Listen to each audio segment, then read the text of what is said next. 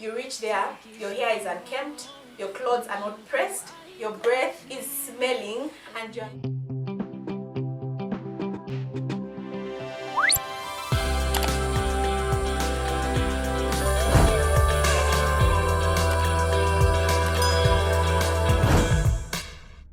Hey guys, welcome back or welcome to my channel. It's your girl Martha and I'm here with another video.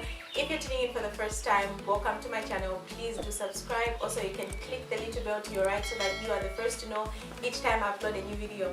And if you're a returning subscriber, thank you very much. You'll know what to do. So thank you guys for subscribing to my channel. Thank you for commenting, thank you for liking, and thank you for sharing. So in today's video, as the title says, I'll be talking all things confidence. So confidence 101. If you watched my video on things that have been keeping me busy during quarantine, you'll notice that I've been reading this book, or I was reading this book, How to Develop Self-Confidence and Influence People by Public Speaking. So today's topic on confidence is not only based on public speaking. There are a lot of things that people are good at. It could be public speaking, it could be singing, it could be dancing, anything that you are good at. So make sure in executing whatever that you are doing, you have confidence, and that's why I'm here today to share with you how you can be confident and how you can execute 110% on whatever it is that you're doing. So without further ado, let's get right into the video. So I'll start by defining the word confidence. Confidence, a feeling of self-assurance arising from an appreciation of one's own abilities or qualities. So confidence is the ability to appreciate your own qualities, your abilities, your talents, whatsoever that you are good at. So guys, I'm always saying this in my videos, you are your own person, you are your own cheerleader. You have to get up, give it 110%. No one is going to wake up and tell you, you know what, today is the day you do this, and you do it 110%. So you have to appreciate your own abilities, your own strengths, and whatever it is that you're doing. And in being confident, I've got a few pointers that I want to share with you on how you can be confident. The first one is you have to start with a strong, persistent desire. It could be whatever that you are doing. It could be singing, it could be acting, it could be poetry. You have to have the desire to do what you want to do. You have to be interested, in short, in what you are doing. Because if you're not interested in what you are doing or in what you want to deliver, trust me, it will be difficult for the people around you to be interested in whatever that you're doing. So you have to be your number one cheerleader. Go in with a persistent desire. Go in with the drive to want to do what you want to do. I'm going to read a certain something from this book. It says, if your desire is pale and flabby, your achievements will also take on that hue and consistency. But if you go after your subject with persistence and with the energy of a bulldog after a cat, nothing underneath the Milky Way will defeat you. So guys, the bottom line here is you have to go in with each and every strength that you have, each and every fiber of your being. You have to be interested in what you are doing. The second point is that you have to know your material. If you're an artist, you have to know your lines. If you're a poet, you have to know your lines. If you're a singer, you have to know your lyrics, guys. There's nothing as annoying as forgetting your own lyrics. You wrote the song and you go on stage and you forget your lyrics. So you have to know what it is that you are doing. And in knowing your material, there's only one secret in knowing your material. You have to practice, practice, and practice. That's the only way you're going to know your material. If you're not a people person, it's okay not to be a people person. Some people are shy, and that's okay. And if you want to get rid of that shyness, just try this sometime. You can just gather a few of your family members and present to them whatever it is that you have. You can speak to yourself in the mirror. I do that every time. So before I come here, and I'm sure you've noticed this, I don't come here with a paper, and that's okay for those that do whatever they want to do with a paper and they read. That's fine. But for me, I feel it's better if you prepare, and if you don't come on stage with a paper or anything, you just, things flow like that. So for me, I practice. You don't know, guys, how many times I speak to myself in the mirror.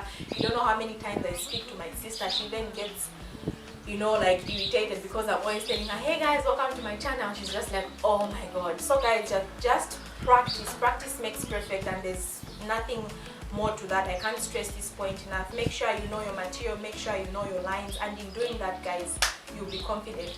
The third point is that you have to act confident. You have to fake it till you make it, guys. And in acting confident, you know how when you're speaking to a crowd, when you're performing, whatever it is that you're doing, as I said earlier, there's that chimutunta, you know, the heartbeat, your heart just goes like,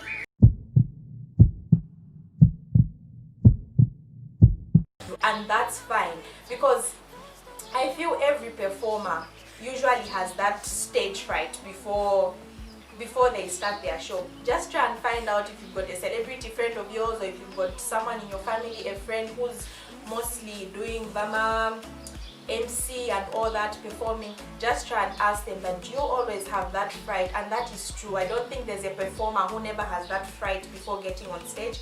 We are human after all, and there's no superhuman out there. So guys, you have to act confident. As I said, fake it till you make it. And in acting confident, you just can't act confident from nowhere. You have to know your line, you have to know your work, because if you don't know your work, as I said in the second point, acting will be of no use. So make sure, in as much as you are acting confident, you have your material at the back of your hand, you have the material in your head, you know what it is that you want to do.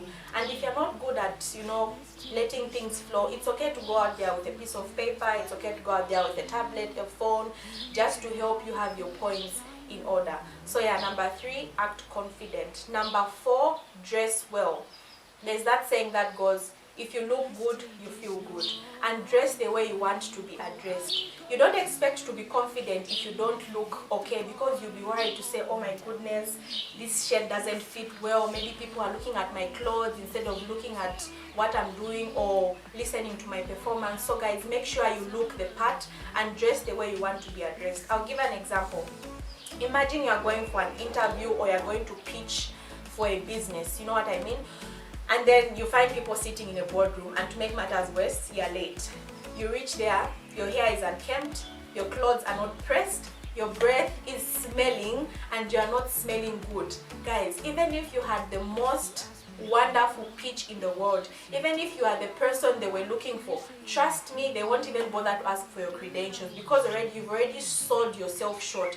The way you are looking, the first impression counts. Even before you open your mouth, the first thing that people look at is your appearance. In as much as people say outward appearance doesn't matter, but in most cases it does, because people will look at you and say, you know what, why should we pick this guy's business speech when he's looking like that? How sure are we his thoughts are not as distorted as what he looks like? So guys, just make sure you dress well and you are comfortable in what you are wearing, because the moment you are not comfortable, imagine you wear a short dress or something that's too tight. The moment you start performing, or the moment you start doing whatever it is that you are doing, you start now adjusting your clothes. You start, you know, and once you start doing that, people will start focusing on you instead of focusing on what you have to present. Yeah, so make sure you dress well, you look good, you smell good, your breath is smelling great. And that was point number 4. Point number 5, be yourself, guys. There's nothing as stressful as trying to be someone else. You can't speak like the other person. Even twins are different. There's a reason they are born seconds apart. There's a reason they are born minutes apart. That wasn't a coincidence. I've never heard or I've never seen twins being delivered at the same time. Like, you know, twins removed from the womb at the same time, even if it's a cesarean section. That's what makes them different. That second, that minute is what differentiates twins from one another. There is a reason God made you the way you are. There is a reason you are you. There is a reason you are who you are. So you can't waste time starting to be someone else. You can't waste time trying to walk like someone else. Guys, that's stress on its own. So guys, be yourself, be unique, and that is your superpower. Being unique is your superpower. You don't know who's looking at you. You don't know who's admiring you for who you are. And then you show yourself, or you decide to throw away who you are and start impersonating or being someone else. And trying to be someone else is not something to be proud of, because you want to be confident. You don't know what the other person does for them to become confident, and then you decide to become Martha. You can't talk the way Martha does, and the opposite is true. I can't talk the way you talk. There's just some things that I do that you can't do, and there's things that other people can do that I can't do, no matter how much I try. So guys, please be yourself in whatever that you are doing. Be authentic, be real, and be you. Last but not the least, have fun, guys. Whatever you are doing, if you are singing, the thing I like about dancers, you know, there are those expressions that they make on their face. You can tell that a dancer is enjoying what they are doing. They smile, they make those funny expressions. That's the same with you. If you are doing anything, it could be poetry, it could be singing, it could be dancing, it could be modeling, whatever that it is they're doing.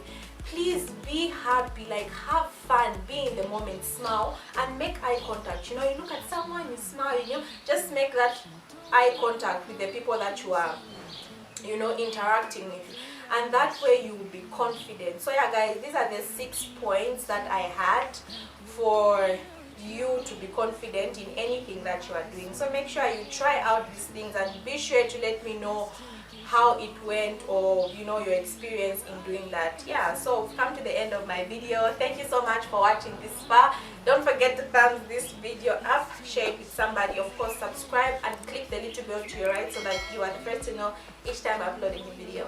Until next time, bye.